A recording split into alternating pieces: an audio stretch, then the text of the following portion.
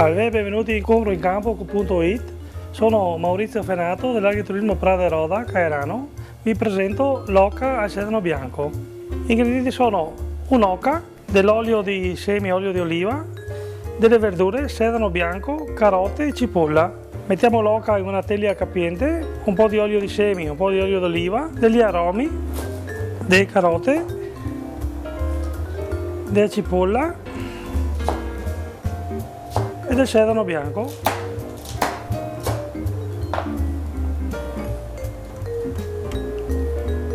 Ecco, mettiamo la teglia a bollire, lasciamo per circa mezz'ora, la giriamo per un'altra mezz'ora e dopo la portiamo in forno. Buttiamo il vino bianco, evaporato un po' il vino bianco, aggiungiamo ancora un po' di vino.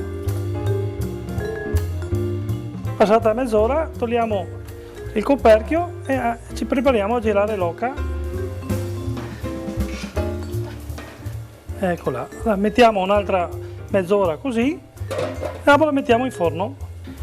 Prendiamo l'oca, la mettiamo in una teglia quadrata da mettere in forno, aggiungiamo dell'olio qua suo di cottura, prendiamo l'oca, la posiamo nel forno,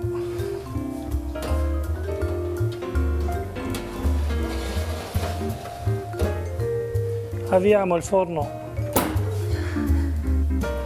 a 180 gradi, a posto. Adesso un'ora e tre quarti è cotta.